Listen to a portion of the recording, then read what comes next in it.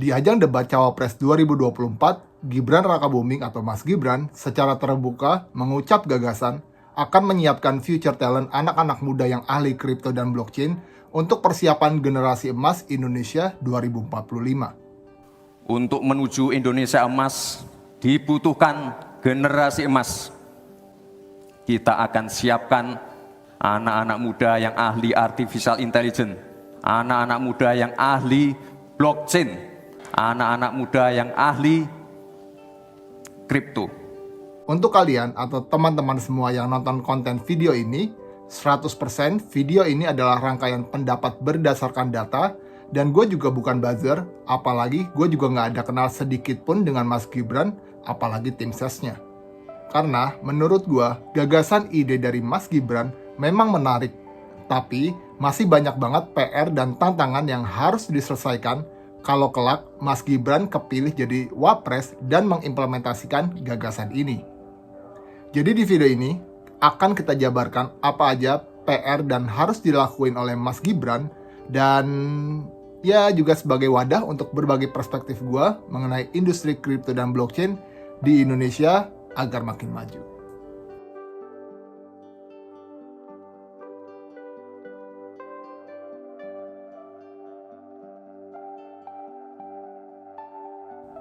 Yang pertama, aturan hukum yang ketat. Indonesia, gua akuin adalah sedikit negara di dunia yang pemerintahnya udah terbuka banget sama kripto. Pemerintah Indonesia udah mengakui kripto sebagai komoditi secara legal, tapi bukan sebagai alat pembayaran di bawah naungan Bapepti dan Kementerian Perdagangan Indonesia melalui Peraturan Menteri Perdagangan Nomor 99 Tahun 2018. Bahkan, semakin diakuinya kripto di Indonesia, ditingkatkan aturannya melalui pembentukan bursa kripto yang telah resmi diluncurkan pada 17 Juli 2023, dan Indonesia adalah negara yang memiliki bursa kripto pertama di dunia. Keren kan? Lalu kenapa aturan hukumnya masih harus diketatkan lagi?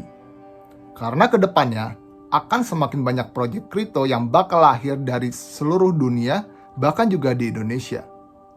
Bahkan, hype dan naiknya fenomena kripto di Indonesia dalam beberapa tahun terakhir, udah banyak banget investor retail dari masyarakat Indonesia yang ketipu para developer tidak bertanggung jawab, yang 99 proyeknya adalah scam, terutama dari proyek-proyek yang membuat token. Salah satu teknis contoh scamnya adalah begini. Sebuah proyek bikin token kripto, lalu diberikan marketing gimmick kalau investor staking kripto dalam periode tertentu bakal dapat bunga dalam tanda kutip dengan iming-iming persentase bunganya lebih tinggi dari bunga deposito bank. Bahkan bisa double digit bunganya. Begitu investor retail sudah nge-lock aset kriptonya, karena satu dan lain hal, project kriptonya nggak kelihatan lagi progress roadmap-nya, developernya juga nggak pernah nongol lagi, cuma diwakili oleh kacung dan penjilatnya yang biasanya tim community. Bahkan kalau ditanya gimana progresnya, nggak pernah bisa jawab secara profesional. Yang lucunya adalah, kalau memang developer itu profesional, harusnya aset kripto yang di-lock itu disertakan dengan smart contract. Tetapi, developer kripto lokal justru hanya mengandalkan asas dan motif kepercayaan tanpa pakai smart contract. Makanya, teknis contoh scam seperti ini yang belum diatur secara ketat oleh Bapepti. Memang secara market, kripto itu bekerja berdasarkan hukum market, ada supply dan demand-nya. Marketnya juga dinamis. Tetapi, kalau project di belakang layar dalam tanda kutip melakukan hal seperti itu, justru itu udah masuk ke ranah penipuan dan perusahaan yang tidak bertanggung jawab. Jadi, Bapepti bersama OJK yang kelak juga akan menangani tentang kripto harus lebih bisa membuat aturan sampai ke teknis seperti itu di market kripto. Yang kedua, edukasi tentang volatilitas harga kripto. Salah satu hal yang perlu ditekankan kepada masyarakat adalah edukasi tentang volatilitas kripto yang jauh lebih tinggi dibandingkan saham. Pentingnya edukasi tentang volatilitas kripto sangat krusial dalam memberikan pemahaman kepada masyarakat tentang resiko yang terkait dengan investasi digital. Dengan volatilitas yang lebih tinggi dibandingkan saham, nilai aset kripto dapat berfluktuasi secara signifikan dalam waktu yang singkat. Pemerintah, komunitas kripto, dan asosiasi kripto dan blockchain seperti Asosiasi Blockchain Indonesia dapat bekerja sama untuk menyusun program edukasi yang komprehensif, menyajikan informasi yang jelas mengenai faktor-faktor yang mempengaruhi volatilitas, strategi manajemen resiko, dan implikasi jangka panjang dari investasi kripto. Dengan demikian, masyarakat dapat membuat keputusan investasi yang jauh lebih bijak, memahami bahwa potensi return yang lebih tinggi juga pasti terkait dengan tingginya resiko yang perlu dimitigasi. Peningkatan pendidikan dan peran swasta dalam pengembangan talenta.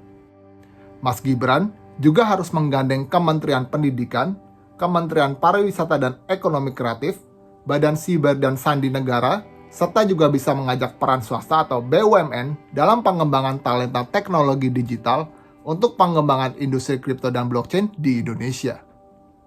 Pendidikan dan peran swasta dalam pengembangan talenta atau SDM di Indonesia memerlukan pemahaman masyarakat tentang pentingnya kemitraan yang efektif antara sektor swasta, pemerintah, dan lembaga pendidikan.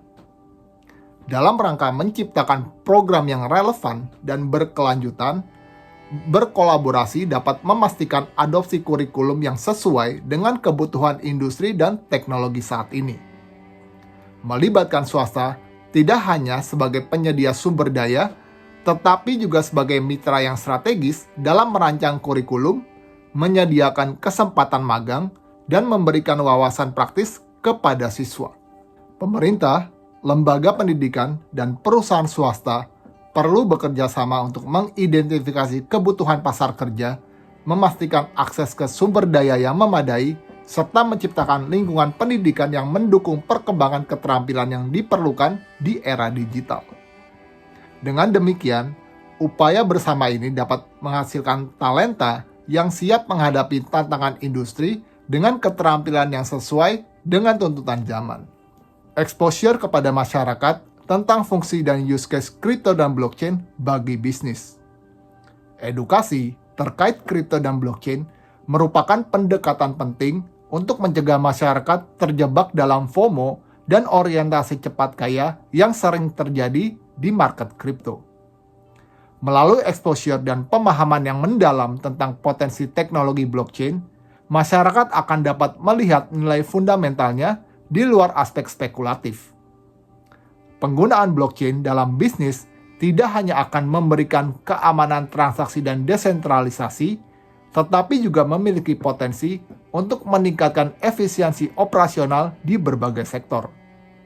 Contohnya, teknologi blockchain dapat membuat supply chain lebih efisien, memastikan originalitas produk, serta memberikan transparansi dan akuntabilitas yang diperlukan dalam proses bisnis.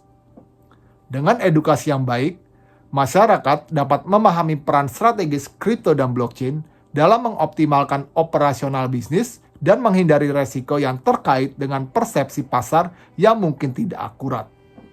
Yang kelima, keterbukaan pemerintah melalui kolaborasi dengan berbagai proyek kripto. Penginformasian kepada masyarakat mengenai keterbukaan pemerintah untuk melakukan kolaborasi dengan berbagai proyek kripto terkemuka, misalnya seperti Ethereum, Solana, dan Cardano, sangat penting untuk bisa jadi memberikan pemahaman kepada publik bahwa pemerintah memiliki peran yang strategis dalam memfasilitasi perkembangan teknologi blockchain di Indonesia. Dengan membuka diri terhadap kolaborasi, pemerintah dapat memberikan dukungan regulasi yang semakin jelas dan berkelanjutan, menciptakan lingkungan bisnis yang kondusif, serta membangun kerangka kerja atau framework yang mendukung pertumbuhan proyek kripto yang terpercaya. Melalui kolaborasi ini dan edukasi ini adalah mengenai potensi positif dari bagaimana teknologi blockchain dapat ditingkatkan, membuka pintu untuk inovasi, dan mempercepat adopsi teknologi baru yang dapat memberikan dampak positif pada perkembangan ekonomi dan bisnis di Indonesia. Jadi, gagasan ide dari Mas Gibran terkait pengembangan ekosistem dan industri kripto dan blockchain di Indonesia memang menarik. Tapi, ada sejumlah tantangan dan tugas yang signifikan jika kelak Mas Gibran terpilih sebagai wakil presiden.